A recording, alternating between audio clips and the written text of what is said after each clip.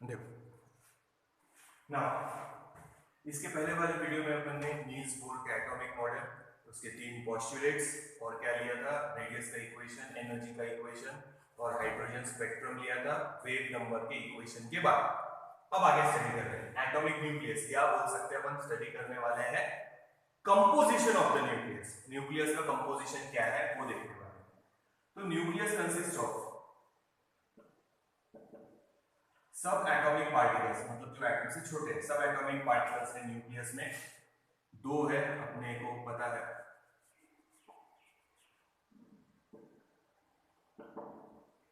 2 सब atomic particles और भी है, पर अभी अपने को नहीं है वो।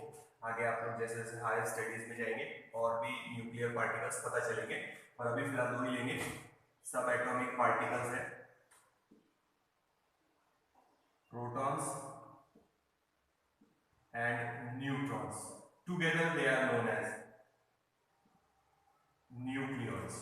दोनों को मिला के क्या बोलेंगे, न्यूक्लियंस। तो न्यूक्लियस में है प्रोटॉन और न्यूट्रॉन, दोनों को मिला के बोलेंगे nucleons. Together they are known as nucleons. ठीक है, so atomic nucleus, composition of nucleus study कर रहे हैं। तो शुरुआत यहां से कर रहे हैं अपन कि स्वच्छ बनेगा हमारा। रुक जाओ 2 मिनट।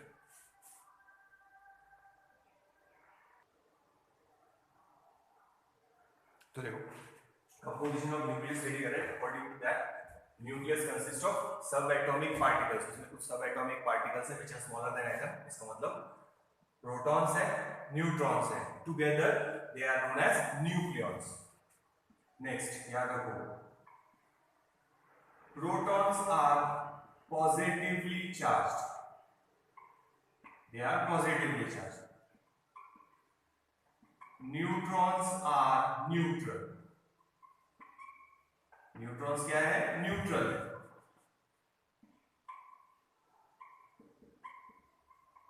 न्यूट्रॉन्स का मतलब कोई चार्ज नहीं है। Neutrons are neutral, protons are positively charged. Now third, number of protons is denoted by symbol Z and it is also known as atomic number। ठीक है, एटॉमिक नंबर। और अपन ऐसा बोल सकते हैं कि number of electrons is also equal to number of protons, so it is also denoted by Z। तो अपन यहां लिखेंगे ऐसा कि number of protons are equal to number of revolving electrons. जो इलेक्ट्रॉन न्यूक्लियस के अराउंड रिवॉल्व करे वो दोनों का नंबर सेम है और दोनों पे चार्ज भी सेम है। अगर नंबर सेम है और चार्ज सेम है, Z एटॉमिक नंबर, ठीक है, या नंबर ऑफ प्रोटॉन्स बोलो या number of electrons, thus we can say that atom is electrically neutral। Nucleus पे पॉजिटिव चार्ज, इलेक्ट्रॉन्स जो रिवॉल्व हो रहे हैं उन पे नेगेटिव चार्ज, दोनों का नंबर सेम है, दोनों पे चार्ज सेम है। so we can say that atom is electrically neutral। तो ये जो है Z atomic number, it is responsible for the chemical properties. Chemical properties इसी से डिसाइड होंगे। तो आप लोगों ने देखा होगा पीरियोडिक टेबल केमिस्ट्री का आप लोगों का, उसमें सारे एलिमेंट्स जो अरेंज किए हैं वो increasing order of their atomic number से ही अरेंज किए हैं, depending upon their atomic number. तो ये एटॉमिक नंबर बोलो या नंबर ऑफ इलेक्ट्रॉन्स, यही डिसाइड करेंगे उसकी केमिकल प्रॉपर्टीज। तो ये याद रखना। फिर से देखना, nucleus consist of subatomic particles, protons and neutrons. Together दोनों को मिला के बोलेंगे nucleons. Protons are positively charge, neutrons are neutral, neutral है, कोई चार्ज नहीं है। प्रोटॉन पे पॉजिटिव चार्ज, अब न्यूक्लियस पे पॉजिटिव चार्ज है और कुछ इलेक्ट्रॉन घूम रहे हैं, तो नंबर ऑफ प्रोटॉन्स और नंबर ऑफ इलेक्ट्रॉन्स सेम है और उन पे जो चार्ज है वो भी सेम है। सो एटम इज इलेक्ट्रिकली न्यूट्रल, याद रखना। और केमिकल प्रॉपर्टीज जो है वो इसी पे डिपेंड करेंगे, एटॉमिक नंबर पे। तो याद रखना, number of protons is equal to number of revolving electrons around the nucleus, thus atom is electrically neutral। Nucleus पे पॉजिटिव चार्ज है पर इलेक्ट्रॉन रिवॉल्व हो रहे हैं उन पे नेगेटिव चार्ज है, इक्वल है, so they are neutral. Atom is electrically neutral.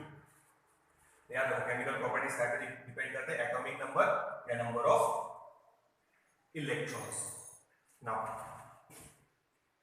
Mass of proton is approximately equal to mass of neutron। थोड़ा सा फर्क है स्लाइड, उसमें न्यूट्रॉन का मास ज्यादा है। ऐसा लिख सकते हैं कि mass of proton is approximately equal to mass of neutron, but mass of neutron is slightly greater, ज्यादा फर्क नहीं, थोड़ा सा फर्क है, बट अप्रोक्सीमेटली सेम लिख सकते हैं। बट इलेक्ट्रॉन का मास बहुत कम है, we can see mass of proton is 1836 times the mass of electron, यानी इतने इलेक्ट्रॉन जब एक साथ में मिलाएंगे, एक इलेक्ट्रॉन का मास है me, जब इतने इलेक्ट्रॉन एक साथ में मिलाएंगे कितने 1836, तब एक प्रोटॉन जितना मास बनेगा, means the mass of electron is negligible.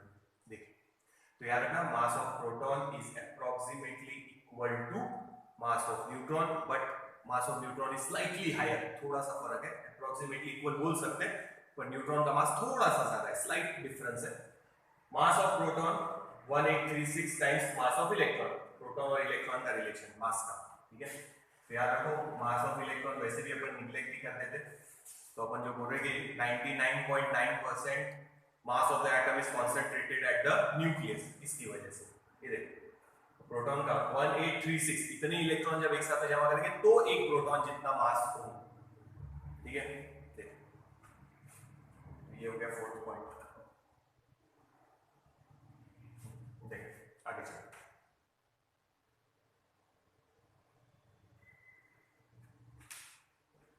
then fifth point, A, it is called mass number। मास इसी से पता चलेगा टोटल मास, कितने प्रोटॉन से कितने न्यूट्रॉन से, इलेक्ट्रॉन का mass negligible, it will indicate the amount of mass in the nucleus, ठीक है। So A is atomic mass number या मास नंबर भी बोल सकते हैं, it is number of protons plus number of neutrons, means total number of nucleus, total number of nucleus, तो into mass of proton या into mass of neutron कर देंगे तो टोटल एटम का मास मिल जाएगा, क्योंकि इलेक्ट्रॉन का मास तो अपने के लिए नहीं, निग्लिजिबल काउंट करेंगे अपन, तो ठीक है। समझो मास ऑफ प्रोटॉन है P, इनटू कर देंगे A mass number Z plus N, तो अप्रोक्सीमेटली उस एटम का मास मिल जाएगा, एटम का मास, न्यूक्लियस का बोल रहे हैं एटम का बोल, क्योंकि 99.9% mass is concentrated at the nucleus, थोड़ा सा जो मास है इलेक्ट्रॉन का वो निग्लेक्ट कर रहे हैं, तो ये याद रखो। तो ये हो गया न्यूक्लियस का कंपोजिशन, उसकी साइज भी देखते हैं, पर ये मिटा देंगे पहले, फिर से एक बार सुनना, एटॉमिक न्यूक्लियस या कंपोजिशन ऑफ न्यूक्लियस भी बोल सकते हैं आप लोग। यहाँ पे nucleus consists of subatomic particles, protons and neutrons, together they are known as nucleons। protons are positively charged, neutrons are neutral।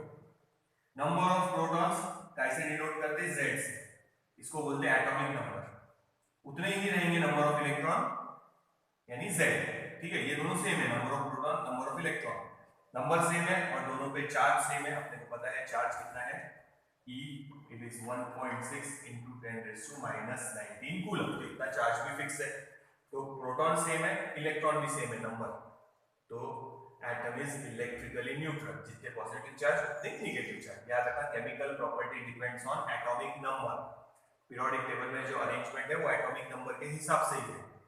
Now mass of proton is approximately mass of equal to mass of neutron, but mass of neutron is slightly greater। याद रखना अगर ऐसा है कौन थोड़ा सा ज्यादा है तो mass of neutron थोड़ा सा ज्यादा है।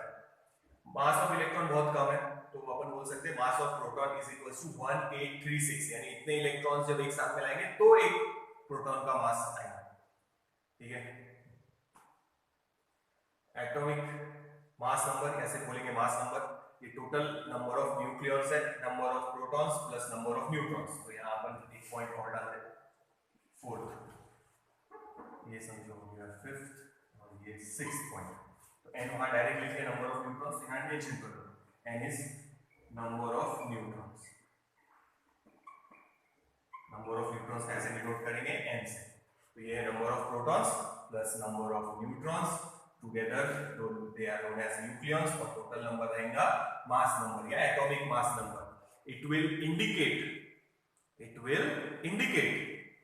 the total mass of the atom, अभी बताया था कैसे, ठीक है। देखो किसी भी एलिमेंट को 7 पॉइंट ये लिख लेते हैं छोटा सा, किसी भी एलिमेंट को आप रिप्रेजेंट कर सकते हैं जैसे x, जैसे हाइड्रोजन है, ऑक्सीजन है, कोई भी ले लो, यहां लिखते A मास नंबर और यहां लिखते एटॉमिक नंबर, जैसे हीलियम He 2 4। तो यहाँ से आप पहचान सकते हैं Z एटॉमिक नंबर है 2 और मास नंबर है 4। नंबर ऑफ न्यूट्रॉन्स निकालना है तो इन दोनों को माइनस कर दो, ठीक है। अभी इक्वल है तो ठीक है, यहाँ पे आप लेके न्यूट्रॉन निकाल सकते हैं। तो किसी भी न्यूक्लियस को या किसी भी एलिमेंट को आप ऐसे रिप्रेजेंट कर सकते हैं x। यहाँ पे कोई भी नाम हो सकता है, ऑक्सीजन, हाइड्रोजन, यूरेनियम, कुछ भी। ये ऊपर लिखते मास नंबर A और यहाँ लिखते Z atomic number. Example helium 2 4, 2 is the atomic number and 4 is the mass number. Number of neutrons निकालना है तो दोनों को माइनस कर लेंगे, तो पता ही अपने को। देखिए ये फॉर्मूला याद रखना। तो ये हो गए एटॉमिक न्यूक्लियस के बारे में। न्यूक्लियस या उस एलिमेंट, कोई भी एलिमेंट होगा x को रिप्रेजेंट कैसे करते हैं a और z। कोई कोई इसमें a यहाँ लिखा रहता है या a यहाँ z यहाँ, तो चलता है। ऊपर कहीं पे भी लिखेंगे यानी ऐसे भी लिखा रहता है x a z, वो भी चलता, पर ऊपर a रहेगा नीचे z रहेगा। मास नंबर एटॉमिक नंबर ये। तो अपन तो ऐसे रिप्रेजेंट करेंगे, ये या तो ऐसे भी कर सकते हैं, केमिस्ट्री में भी शायद ऐसा हो, और ऊपर मास नंबर और नीचे एटॉमिक नंबर। देखिए फिर साइज ऑफ द न्यूक्लियस पे चलते हैं, उसकी रेडियस क्या रहती है क्या नहीं वो देखो। ये देख लो,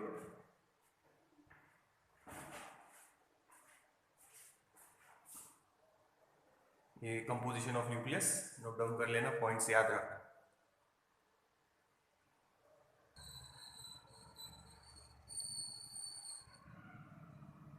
अब देखो आगे, अब लेंगे साइज ऑफ द न्यूक्लियस, यानी अगर उसकी रेडियस निकालना है, रेडियस निकाल ले तो सरफेस एरिया भी निकाल सकते हैं, वॉल्यूम भी निकाल सकते हैं, वो प्रॉब्लम नहीं है। अपन देखने वाले size of the nucleus.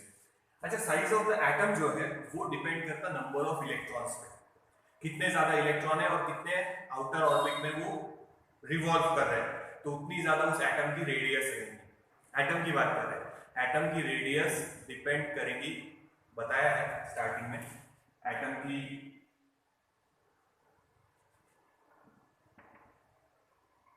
Radius है 10⁻⁻10 मीटर और न्यूक्लियस की रेडियस है अप्रोक्सीमेटली 10⁻⁻15 मीटर या फेम्टोमीटर भी बोल सकते हैं अपन। 10⁻⁻15 हटा देंगे तो एटम की साइज ज्यादा है, न्यूक्लियस की बहुत कम है। तो एटम की साइज क्या पे डिपेंड करती, उसके नंबर ऑफ इलेक्ट्रॉन्स पे, कि कितने हायर ऑर्बिट में वो गए हुए हैं और कितने ज्यादा नंबर ऑफ इलेक्ट्रॉन्स है। उसी तरह साइज ऑफ न्यूक्लियस डिपेंड करेंगी, टोटल नंबर ऑफ न्यूक्लियस या अपन बोलेंगे डिपेंड्स ऑन मास नंबर। ए पे डिपेंड करेगा, जितने ज्यादा न्यूक्लियॉन्स उतना न्यूक्लियस की साइज ज्यादा रहेगी। तो रेडियस का इक्वेशन लिख रहे हैं अपन, ये याद रखना। रेडियस ऑफ एनी न्यूक्लियस या element x is equals to r0 a raised to power 1/3। तो ये फॉर्मूले से आप किसी भी न्यूक्लियस की रेडियस निकाल सकते हैं। वेयर a तो अपने को पता है mass number, where r0 is a constant and it is 1.2 into 10⁻⁻15 metre. ये वैल्यू याद रखना। जैसे यूरेनियम लिया, यूरेनियम का मास नंबर है 235 डालो और ये वैल्यू डाल दो तो आपको न्यूक्लियस मिल जाएगी। कार्बन C612, तो यहाँ 12 डालो और ये वैल्यू डालो, आंसर निकल जाएगा रेडियस किसकी, न्यूक्लियस की, कार्बन एटम। तो ये देखिए, तो ये फॉर्मूला है radius of the nucleus find out करने के लिए, ठीक है। ये भी वैल्यू याद रखना, ठीक है। अब थोड़ा आगे सिंपलीफाई कर रहे हैं, ये देखिए mass number a raised to 1/3 ध्यान रखो। Radius of any nucleus x कोई भी होगी, it is r0 a raised to power 1/3। r0 की वैल्यू है 1.2 into 10⁻⁻15 मीटर। ये कांस्टेंट की वैल्यू याद रखो। a चेंज हो, मास नंबर, जो भी मास नंबर होगा उस न्यूक्लियस का वो ले लेना। नाउ अपन सादा फॉर्मूला यूज करें, देखो आगे, density mass upon volume. So it implies mass is equals to density into volume। तो यहाँ मास, अच्छा पूरा मास से लिखते हैं एक बार, मास is equals to density into volume, ठीक है।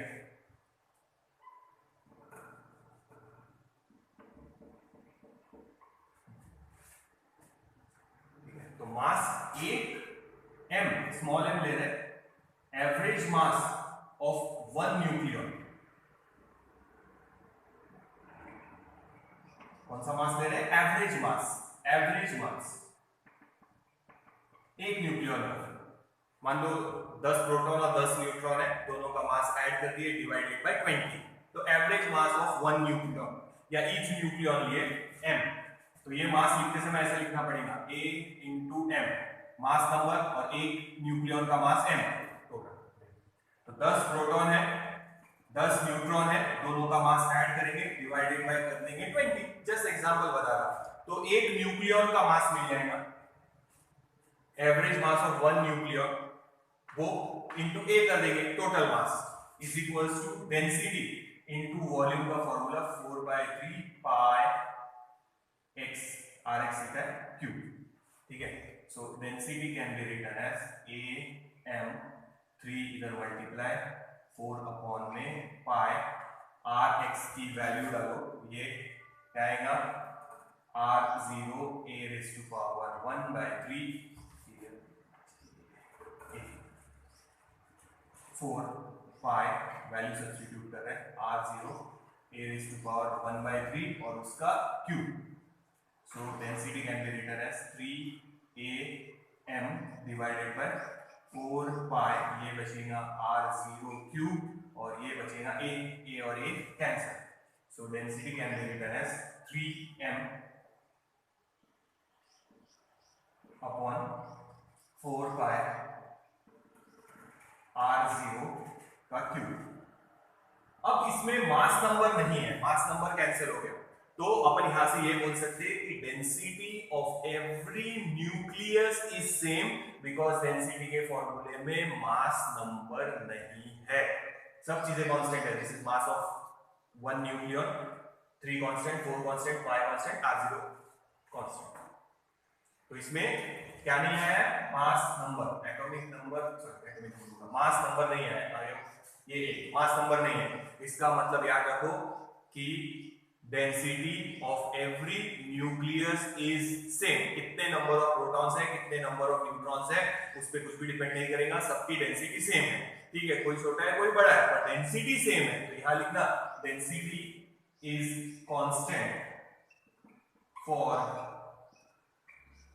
एवरी न्यूक्लियस, डेंसिटी ये कांस्टेंट रहेगी एवरी न्यूक्लियस। अगर इसको सिंपलीफाई करें तो अप्रोक्सीमेटली आएंगे 2.3 into 10⁻17 kg per meter cube, this is the density of nucleus, और सभी की यही रहेंगे, ये याद रखना। देखो दिख रही वैल्यू, तो अच्छा कहां लिखो, ठीक है यहां लिख रहे हैं, देखो फिर से density of nucleus is approximately 2.3 into 10⁻17 kg per meter cube, और सभी न्यूक्लियस की डेंसिटी इतनी ही रहेगी। याद रखना यहां लिखना है density is constant for every nucleus because it is not depending on mass number, इसमें फॉर्मूले में मास नंबर नहीं है, तो सभी न्यूक्लियस की डेंसिटी सेम, ठीक है। जिसमें प्रोटॉन्स और न्यूट्रॉन्स ज्यादा है उसकी साइज ज्यादा या कम है तो साइज कम, बट डेंसिटी सबकी सेम रहेगी, ये पॉइंट याद रखना। Density of every nucleus is same because it does not depend on mass number, ये इक्वेशन डिराइव करके वो अपन लिख सकते हैं ऐसा, और डेंसिटी यहां लिखे या यहां लिखे अप्रोक्सीमेटली देखो कितनी है 2.3 into 10⁻17 kg per meter cube, तो ये हो गई साइज ऑफ द न्यूक्लियस। देख लो एक बार,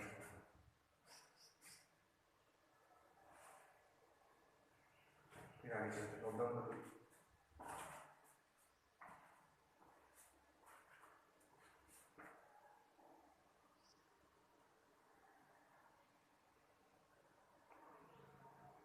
अच्छा याद रखना कि density of nucleus is very very very large, ये पता होगा आप लोगों को, यहाँ लिखना देखना। ऑस्मियम ये एक मेटल है प्लैटिनम ग्रुप में, OS से डिनोट करते, इसका एटॉमिक नंबर है 76। आप लोग पीरियोडिक टेबल में देखना इसको, ऑस्मियम OS से डिनोट करते, एटॉमिक नंबर है 76, ठीक है। दिख रहा है ठीक है। ऑस्मियम OSMIUM, ऑस्मियम देखना OS से डिनोट करते, एटॉमिक नंबर है 76। पीरियोडिक टेबल में ढूंढना, तो याद रखना ये है क्या की डेंसिटी न्यूक्लियस। अभी अपन सब्सटेंस एलिमेंट की बात कर रहे हैं, जैसे गोल्ड, सिल्वर, कॉपर, प्लैटिनम, ये प्लैटिनम ग्रुप में है सब। वापस लिख लेते हैं, ऑस्मियम डिनोटेड बाय OS, देख लेना एटॉमिक नंबर 76 में पीरियोडिक नंबर में देख मिल जाएगा, ठीक है। तो इसकी जो डेंसिटी है एलिमेंट की, जैसे गोल्ड की डेंसिटी ज्यादा है, एल्यूमिनियम की कम है, तो नोन जितने भी अपने को एलिमेंट्स है उसमें सबसे ज्यादा डेंसिटी ऑस्मियम की है, and it is 2.2 into 10⁴ kg/m³। Comparison दिखा रहा कि जो सब्सटेंस है ऑस्मियम, एलिमेंट जो ऑस्मियम है, नोन जितने भी पीरियोडिक टेबल में एलिमेंट्स है सबसे ज्यादा डेंसिटी इसी की है, हाईएस्ट डेंसिटी इसकी है, ठीक है। और इसकी डेंसिटी है 2.2 into 10⁴। देखो न्यूक्लियस की कितनी है, सभी न्यूक्लियस की सेम, इसकी भी उतनी होगी। ये एलिमेंट की बात कर रहे हैं, सब्सटेंस की बात कर रहे हैं, सब्सटेंस की डेंसिटी है, ये न्यूक्लियस की डेंसिटी है, तो ये सब्सटेंस सबसे ज्यादा डेंसिटी वाला है। अगर अपन सारे गोल्ड, सिल्वर, कॉपर जितने भी अपने नोन एलिमेंट्स है पीरियोडिक टेबल में, सबसे ज्यादा डेंसिटी ऑस्मियम की, हाईली डेंस, ठीक है। तो उसकी भी डेंसिटी कितने का फर्क है, 10⁻13। देखो तो न्यूक्लियस की डेंसिटी बहुत ज्यादा है यार। तो अपने जो एलिमेंट्स है नोन, उसमें सबसे ज्यादा डेंसिटी ऑस्मियम की है। Just fill in the blank वगैरह में याद रखना, एटॉमिक नंबर 76 OH से डिनोट करते हैं उसको। उसकी डेंसिटी है 2.2 into 10⁴। अगर न्यूक्लियस की डेंसिटी, उसकी न्यूक्लियस की डेंसिटी कितनी होगी, ये सब जो पेन है प्लास्टिक, इसकी डेंसिटी गिन रहे हैं, इस प्लास्टिक की डेंसिटी, गोल्ड की डेंसिटी, सिल्वर की डेंसिटी, न्यूक्लियस सबकी सेम, सबकी डेंसिटी सेम है न्यूक्लियस की डेंसिटी का फर्क नहीं है। अपन ये सब्सटेंस की डेंसिटी ले रहे हैं, सब्सटेंस की सबसे ज्यादा डेंसिटी किसमें है, ऑस्मियम में। यानी नोन जितने भी एलिमेंट्स है gold, silver, copper, aluminium, platinum जो भी होंगे आप लोगों को पता होंगे, उसमें पीरियोडिक टेबल में ऑस्मियम की डेंसिटी सबसे ज्यादा कितनी है, 2.2 into 10⁴ kg/m²। अगर न्यूक्लियस के साथ कंपेयर करेंगे तो इतने का फर्क है। सिर्फ बोलना ये चाह रहे हैं अपन यहाँ पे कि न्यूक्लियस की डेंसिटी बहुत बहुत बहुत ज्यादा है। फिर जस्ट ऑस्मियम याद रखना, फिल्म में आए तो उसकी डेंसिटी सब्सटेंस की, जैसे गोल्ड, सिल्वर, उसकी। न्यूक्लियस की फिर से बोल रहा, न्यूक्लियस की डेंसिटी में मास नंबर नहीं है, तो every nucleus has same density, सभी न्यूक्लियस की डेंसिटी सेम है। या न्यूक्लियस नहीं ले रहे थे, ऑस्मियम की मेटल जो सब्सटेंस है उसकी डेंसिटी की बात कर रहे हैं, ठीक है। तो ये याद रखना, आगे कंटिन्यू करते हैं। तो density of nucleus is very very high.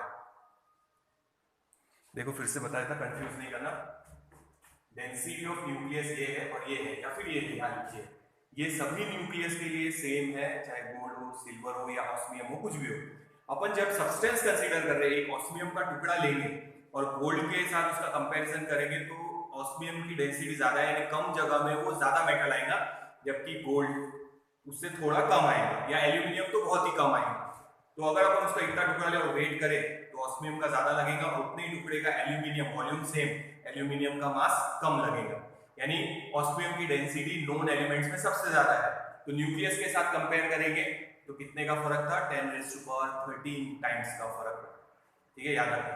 तो न्यूक्लियस ये लिखने के बाद ये लिखना मत भूलना कि density is constant for every nucleus, क्योंकि न्यूक्लियस की डेंसिटी में मास नंबर नहीं है, तो it is same for every nucleus, चाहे वो हाइड्रोजन हो, चाहे वो हीलियम हो, ऑक्सीजन हो, यूरेनियम हो, आयरन हो, कॉपर, गोल्ड, सिल्वर, कुछ भी हो, सबकी न्यूक्लियस की डेंसिटी सेम, कितनी, 2.3 into 10⁻17 kg/m²।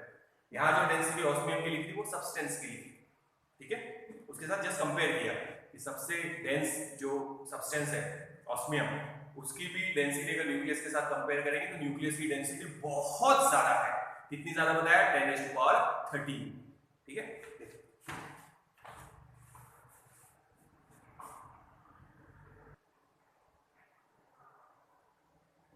अब देखो, अब ले रहे हैं units of measurement of mass of atom.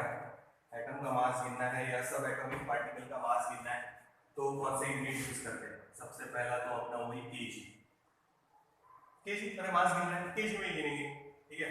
जैसे मास ऑफ इलेक्ट्रॉन है 9.1 समथिंग into 10⁻31 kg, लर्न करने की जरूरत नहीं है, वैल्यूज गिवन ही रहती है इलेक्ट्रॉन के मास वगैरह की। मास of proton 1.672 approximately into 10⁻⁻27 kg। Mass of neutron भी इतना ही रहेगा, बोला था मास ऑफ न्यूट्रॉन थोड़ा सा ज्यादा रहता स्लाइटली, 1.674 इंटू 10⁻⁻27 kg। तो ये तो यूनिट्स देख रहे, मास गिनना है एटम का, एटम से हटा देते, एटम का मास गिनना है या सब एटॉमिक पार्टिकल्स का मास गिनना है, तो फिर यहाँ पे फर्स्ट यूनिट है KG. KG mass of electron approximately है, लर्न करने की जरूरत नहीं है, 9.1 into 10⁻31 kg। Mass of proton it is 1.62 into 10⁻27 kg और मास ऑफ न्यूट्रॉन इज अप्रोक्सीमेटली 1.674। थोड़ा सा फर्क है, यहाँ 2 है या 4 है, स्लाइट डिफरेंस है, बोला था अप्रोक्सीमेटली सेम है, पर बोला था मास of neutron slightly greater, -27 kg, तो ये लिख दिया था मैंने, बाप रे। ठीक है, देखिए this is mass of electron 9.1 into 10⁻31 kg, mass of proton 1.672 into 10⁻27 kg, mass of neutron slightly proton से ज्यादा 1.672 की जगह 4 into 10⁻27 kg। दूसरा है, आप लोगों ने केमिस्ट्री में पढ़ा होगा, U बोल सकते या AMU भी बोल सकते, एटॉमिक मास यूनिट। क्या है? Atomic mass unit. कैसे निकाला 1U की वैल्यू? एक न्यूट्रल कार्बन एटम हो, neutral carbon atom, neutral carbon atom, ठीक है, C612, कितने न्यूक्लियॉन से टोटल 12, तो डिवाइडेड बाय 12 करो, तो अपने को एक न्यूक्लियॉन का मास मिल जाएगा and it is called 1U।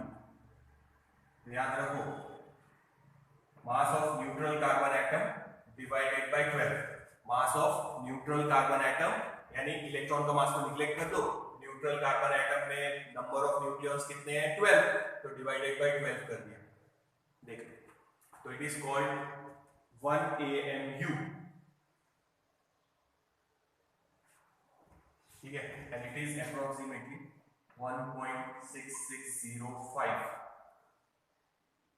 Actually 1.67 नहीं लिख सकते, पर 1.6605 into 10⁻⁻27 kg, यानी एक प्रोटॉन या एक न्यूट्रॉन का मास अप्रोक्सीमेटली बोल सकते हैं आप लोग। देखिए, ठीक है, व्हाट इज 1AMU या 1U? यहां पे 1 neutral carbon atom, mass of neutral carbon atom, neutral carbon atom लिया और कितने न्यूक्लियॉन से 12, तो उसको 12 से डिवाइड कर दिया, तो ये मिलेगा 1U का answer, 1 atomic mass unit, it is 1.6605 into 10⁻⁻27 kg। देखो, तो इसमें भी गिनते, AMU में भी गिन सकते आप।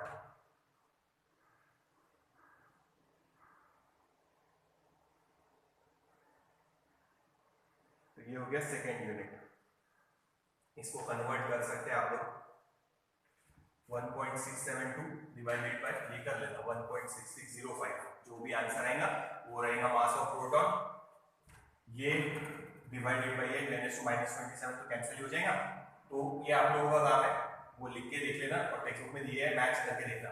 सबसे पहले क्या करना, ये मास ऑफ प्रोटॉन का है केजी में, तो इससे डिवाइड करना, तो आंसर मिल जाएगा 1AMU या AU में मिल जाएगा, ठीक है। तो ये आप लोगों का काम है, मास ऑफ इलेक्ट्रॉन निकालना है, मास ऑफ प्रोटॉन निकालना है, मास ऑफ न्यूट्रॉन निकालना है, ठीक है। ये मास डिवाइडेड बाय ये मास, जो भी होगा वो बाहर लिखना, और यूनिट लिखना U या AMU, यहाँ पे भी U और यहाँ पे भी U, ये आप लोगों का काम है। ये अगर आप लोगों को याद है, इतना ही करना है, तो ये लर्न करने की जरूरत नहीं पड़ेगी, इससे निकाल सकते हैं। 1.672 into 10⁻⁻27 divided by 1.6605 into 10⁻⁻7, -27 cancel, 1.672 divided by 1.6605, ये करके देखना, तो मास ऑफ प्रोटॉन मिल जाएगा, ये डिवाइडेड बाय ये करना, तो मास ऑफ न्यूट्रॉन मिल जाएगा। तो याद रखो 1AMU केमिस्ट्री में हुआ होगा, एटॉमिक मास यूनिट या 1U, इससे डिनोट करेंगे, तो लेंगे neutral carbon atom, mass of neutral carbon atom divided by 12, तो एक न्यूक्लियॉन का मास अप्रोक्सीमेटली एवरेज निकल जाएगा, वो यहाँ लिखा है 1.6605 इंटू 10⁻27 kg। ये आप लोगों को फिल करना है इस पर से, तो वो आप लोग करके देखो। एक और यूनिट है वो भी बता। तो याद रखो mass of neutral carbon atom, mass of neutral carbon atom divided by 12, जो भी आंसर मिलेगा इट इज 1 U या 1 AMU एटॉमिक मास यूनिट। ठीक है, एक न्यूक्लियन का मास अप्रोक्सीमेटली मिल जाएगा। ये केजी में है, अगर 1 U में चाहिए, सॉरी 1 U बोल रहा है, U में चाहिए या एटॉमिक मास यूनिट में चाहिए तो इसको इससे डिवाइड कर देना। तो यहाँ मास ऑफ इलेक्ट्रॉन निकल जाएगा, इसको इससे डिवाइड करना, मास ऑफ प्रोटॉन मिलेगा, इसको इससे डिवाइड करना, मास ऑफ न्यूट्रॉन मिल जाएगा। देखिए फिर थर्ड और लेते हैं, वो भी देखेंगे, unit of measurement of mass of an atom और सब एटॉमिक पार्टिकल। इतना फिल आप लोगों ने करना है, ठीक है, लर्न करने की जरूरत नहीं है, फिल करना है, कैलकुलेट करके देखो।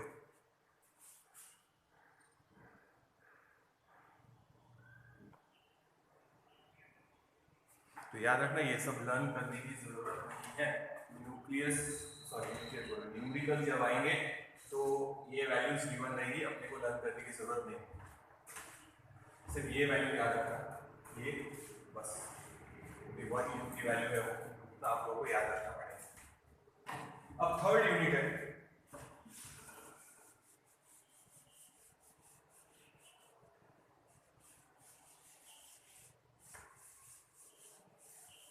देखो जैसे बता रहा एटम से रिलेटेड जो एनर्जी है वो गिनते इलेक्ट्रॉन वोल्ट में। इलेक्ट्रॉन वोल्ट आप लोगों को समझाया है पहले ही, यहाँ लिख लेना छोटा सा, 1 electron volt it is 1.6 into 10⁻⁻19 joules. It is the energy gained by an electron when it is moved between two points having potential difference 1 volt. तो ये बहुत बार हुआ है, याद रखना। Now Einstein mass energy relation है E is equals to mc², याद होगा शायद आइंस्टाइन का मास एनर्जी रिलेशन। तो मास को अपन गिन सकते in terms of energy liberated, तो E upon c², c is the velocity of light, ठीक है, इन वैक्यूम या एयर बोल सकते, E इज द एनर्जी, तो ये मास निकल जाएगा। सो यहाँ अपन मास गिन रहे in terms of energy liberated. जब आप 1 AMU मास यानी कितना मास डिस्ट्रॉय करेंगे, 1 AMU मास पूरी तरह से डिस्ट्रॉय करेंगे तो एनर्जी कितनी लिबरेट होगी, ये देखो 931 approximately 0.5 mega electron volt. m stands for 10⁻⁶, ये कन्वर्ट कर सकते हैं, ये c² वैसे है क्योंकि मास ले रहे हैं ना, इसी मास E upon c², E energy का इलेक्ट्रॉन वोल्ट, तो यहाँ मेगा इलेक्ट्रॉन वोल्ट है, अपॉन में c² वैसे, तो 93 मास गिन रहे हैं। एनर्जी पूछा तो ये C हटा देंगे, ठीक है, ये मास गिन रहे हैं। अगर किसी ने पूछा कि 1 AMU मास डिस्ट्रॉय किया तो एनर्जी कितनी लिबरेट होगी, तो सीधा सीधा लिखना 931.5 मेगा इलेक्ट्रॉन वोल्ट, ये इधर सॉल्व नहीं करना है बस। तो ये एनर्जी पूछा तो इतनी है, पर मास पूछा है तो एनर्जी अपॉन c², एनर्जी ये है, फिर से बोल रहा है ये एनर्जी है। 1 AMU मास कंप्लीटली डिस्ट्रॉय कर देंगे तो कितनी एनर्जी लिबरेट होगी, 931.5 मेगा इलेक्ट्रॉन वोल्ट, पर अपने को मास गिनना है तो अपन ने c² इधर डिवाइड, इतना ही फर्क है। तो याद रखो एनर्जी लिबरेट कितनी होगी, 931.5 मेगा इलेक्ट्रॉन वोल्ट। अब किसी ने पूछा मास, तो एनर्जी अपॉन c² किया है, तो ये एनर्जी लिबरेट होगी, ये अपॉन c² यानी मास। 1 AMU मास या 1 U mass is equals to 931.5, इसका यूनिट है मेगा इलेक्ट्रॉन वोल्ट, ये जो लिखा है इलेक्ट्रॉन वोल्ट है पर अभी फिलहाल ये मेगा इलेक्ट्रॉन वोल्ट में है, पर c², m स्टैंड्स फॉर 10⁻⁶, ठीक है। फिर से बोल रहा याद रखो, जब 1 AMU मास यानी कितना मास कंप्लीटली डिस्ट्रॉय करेंगे या बोलेंगे अपन कंप्लीटली एनर्जी में कन्वर्ट करेंगे तो कितनी एनर्जी लिबरेट होंगी, 931.5 मेगा इलेक्ट्रॉन वोल्ट। इसको c² से डिवाइड करो, इसको भी c² से डिवाइड करो, तो energy upon c², energy upon c² मतलब क्या गिन रहे हैं, mass. So 1 U mass is equals to 931.5 mega electron volt per c², ठीक है। फिर से बता देता हूं, मिक्स नहीं करना, देखो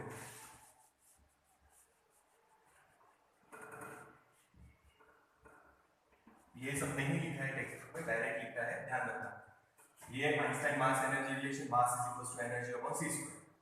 when 1 AMU mass is completely converted into energy, तो याद रखना एनर्जी कितनी लिबरेट होती, 931.5 mega electron volt, mega stand for 10⁻⁶,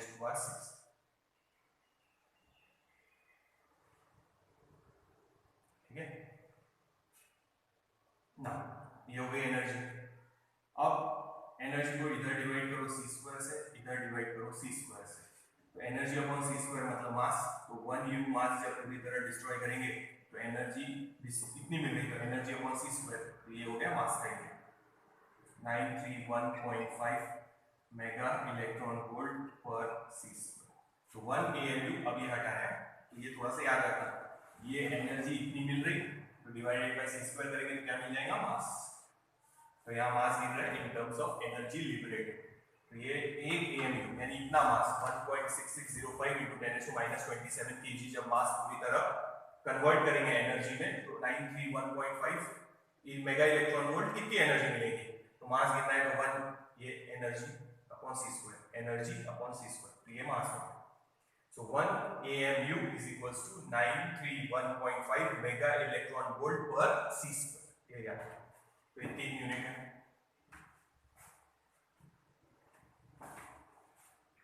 note down करो, आगे चलते हैं।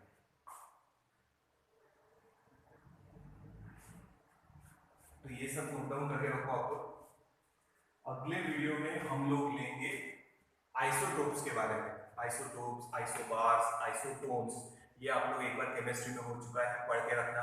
फिर मास डिफेक्ट हुआ होगा, वो भी लेने वाले हैं, तो वो एक बार देख के रखना।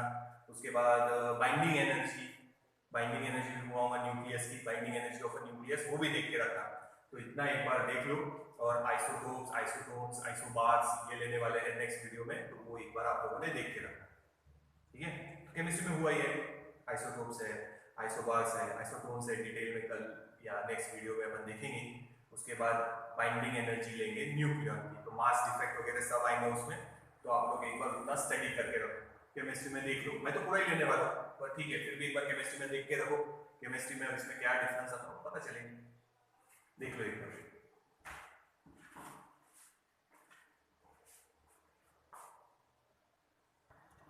अच्छा, एक टॉपिक और कंटिन्यू कर ही लेते हैं, अब न्यूक्लियस के बारे में लिया है, तो न्यूक्लियर फोर्सेस रिलेटेड आइसोटोप्स वगैरह जैसे बोला है, नेक्स्ट वीडियो में शुरू करेंगे, बाइंडिंग एनर्जी वगैरह।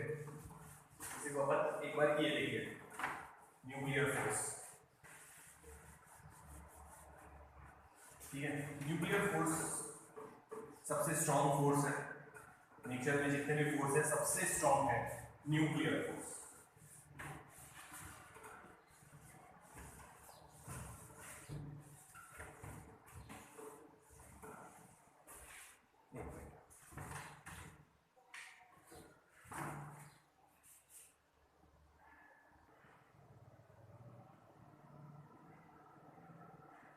ठीक है, न्यूक्लियर फोर्सेस न्यूक्लियस के बारे में हुआ, तो आइसोटोप्स वगैरह नेक्स्ट वीडियो में कंटिन्यू करेंगे।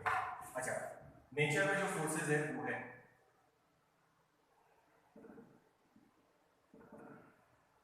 ग्रेविटेशनल फोर्स, ये तो पता ही है अपने को, ग्रेविटेशनल फोर्स हुआ है अपना। सेकेंड, इलेक्ट्रोमैग्नेटिक फोर्सेस, यानी इलेक्ट्रिक और मैग्नेटिक दोनों आ गए, इलेक्ट्रोस्टैटिक और मैग्नेटिक दोनों फोर्स आ गए इसमें। Third is strong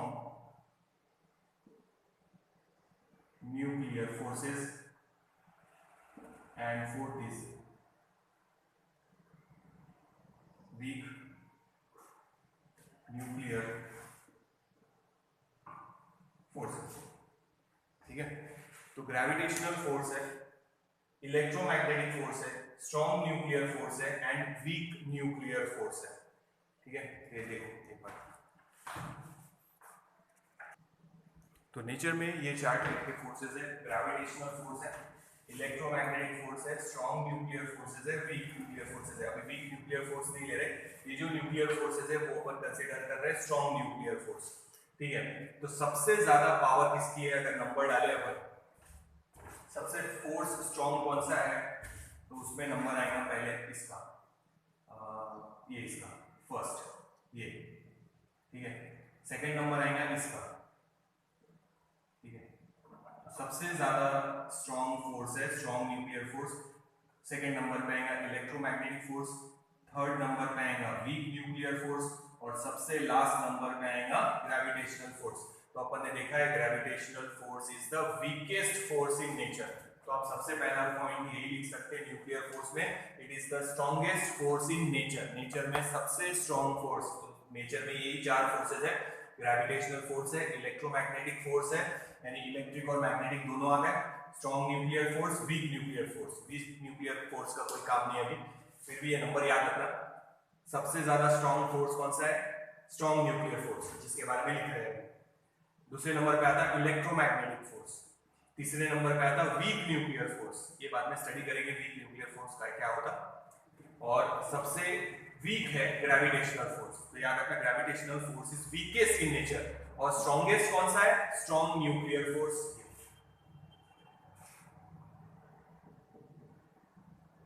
first point लिखना, it is the strongest force in nature, strong force है नेचर में सबसे ज्यादा। Second, it is 50 to 60 times more powerful than, जो सेकंड नंबर पे है, पर अभी हमें इलेक्ट्रोस्टैटिक लिख रहे हैं, चलेगा इलेक्ट्रोमैग्नेटिक लिख सकते हैं। 50 to 60 टाइम्स मोर पावरफुल है, किससे? इलेक्ट्रोमैग्नेटिक या इलेक्ट्रोस्टैटिक फोर्स से, ठीक है। याद रखो स्ट्रॉन्गेस्ट फोर्स इन नेचर, ये स्ट्रॉन्गेस्ट फोर्स है नेचर में, फर्स्ट पॉइंट। तो ये याद रखना, नेचर में ये चार फोर्सेस है, ये जो नंबर है तो ऑर्डर के, ये जो नंबर है वो याद रखो, सबसे स्ट्रॉन्ग ये। सेकंड नंबर इलेक्ट्रोमैग्नेटिक, अब सेकंड नंबर पे जो इलेक्ट्रोमैग्नेटिक है उससे वो कितने टाइम्स ज्यादा है? 50 to 60 टाइम्स मोर पावरफुल है strong nuclear force. Third number आता है इसका, और सबसे लास्ट ग्रेविटेशनल फोर्स, ठीक है। ये भी याद रखो। पर फर्क ये है कि ये जो फोर्स है, ये दो ग्रेविटेशनल और electromagnetic, they are long range force, यानी रेंज बहुत दूर तक है इनकी। एक्चुअल में अपन बोलते हैं इनफाइनाइट डिस्टेंस तक, ग्रेविटेशनल फोर्स बहुत दूर तक एक्ट होता है, मैग्नेटिक फोर्स बहुत दूर तक है, तो these are long range force. पर ये जो न्यूक्लियर फोर्स है सिर्फ न्यूक्लियस के अंदर एक्ट होगा, they are short range force. Short range मतलब फेम्टोमीटर में, या फिर अपन बोल सकते हैं 10⁻⁻15 मीटर, यानी न्यूक्लियस के अंदर ही ये फोर्स इफेक्टिव है। अगर दो प्रोटॉन्स या दो न्यूट्रॉन्स या एक प्रोटॉन और एक न्यूट्रॉन, यानी कोई भी दो न्यूक्लियस अगर ज्यादा दूर है तो वो एक दूसरे को अट्रैक्ट नहीं करेंगे, इतना कम डिस्टेंस होना चाहिए, फेम्टोमीटर में या 10⁻⁻15 मीटर में होना चाहिए, तो ही वो एक दूसरे पे न्यूक्लियर फोर्स एक्ट करेंगे। And it is charge independent, charge पे डिपेंड नहीं करता, दो प्रोटॉन के बीच में भी है, दो न्यूट्रॉन के भी बीच में है, और न्यूट्रॉन और प्रोटॉन के भी बीच में है। It is charge independent, that force is charge independent, means it does not depend on charge. फिर से सुनो, नेचर में चार फोर्स है, ये ऑर्डर लिख दिया मैंने, कौन सबसे ज्यादा स्ट्रांग है, तो स्ट्रॉन्गेस्ट फोर्स है न्यूक्लियर फोर्स, तो it is the strongest force in nature. Electrostatic जो फोर्स है सेकंड नंबर पे जो है फोर्स केस में, उससे वो 50 to 60 टाइम्स मोर है, 50 to 60 टाइम्स मोर, माइनस मत कर देना, 50 to 60 times more than electrostatic और electromagnetic force. 50 to 60 times more powerful है, पावरफुल है, पर कितना पावरफुल है? इलेक्ट्रोमैग्नेटिक से या इलेक्ट्रोस्टैटिक फोर्स से 50 to 60 टाइम्स मोर पावरफुल। ये दोनों लॉन्ग रेंज फोर्स है, अप्रोक्सीमेटली अपन बोलते हैं इनफाइनाइट, यानी ऐसा नहीं होता कि अर्थ की ग्रेविटेशनल फोर्स यहां पे खत्म हो गई, एक रेंज बता सकते नहीं, उसके बाद भी है पर इतनी वीक है कि अट्रैक्ट नहीं कर पाएंगे, पर है। तो ये लॉन्ग रेंज फोर्सेस है, इनफाइनाइट बोल सकते हैं अपन उनको, उनकी रेंज, पर ये शॉर्ट रेंज फोर्स है, 10⁻⁻15 या फेम्टोमीटर में होना चाहिए दो प्रोटॉन या दो न्यूट्रॉन या न्यूट्रॉन प्रोटॉन में का डिस्टेंस, न्यूक्लियॉन में का डिस्टेंस। अगर इससे ज्यादा डिस्टेंस है तो ये फोर्स इफेक्टिव नहीं है, इसीलिए बोल रहे हैं ये इतने डिस्टेंस तक काम आएगा, यानी न्यूक्लियस के अंदर अगर उतना डिस्टेंस है दो न्यूक्लियॉन्स के बीच में तो ये फोर्स एक्ट करेगा, नहीं तो नहीं। तो इसको बोलेंगे शॉर्ट रेंज फोर्स, ज्यादा दूर तक इफेक्टिव नहीं है, पर सबसे स्ट्रॉन्ग फोर्स वही है, ठीक है, पर शॉर्ट रेंज है, शॉर्ट डिस्टेंस तक अप्लाई होगा, ज्यादा डिस्टेंस रहा दो न्यूक्लियॉन्स के बीच में तो वो एक दूसरे को अट्रैक्ट नहीं करेंगे, ठीक है। It is the strongest force in nature, 50 to 60 times more stronger than electrostatic या electromagnetic force. It is a short range force, range लिखी है 10⁻⁻15 मीटर या फेम्टोमीटर. It is charge independent. दो प्रोटॉन के बीच में भी, न्यूक्लियस के अंदर प्रोटॉन भी है, न्यूट्रॉन भी, तो दो प्रोटॉन के बीच में भी है, दो न्यूट्रॉन के बीच में भी है, और न्यूट्रॉन और प्रोटॉन के भी बीच में. It is charge independent.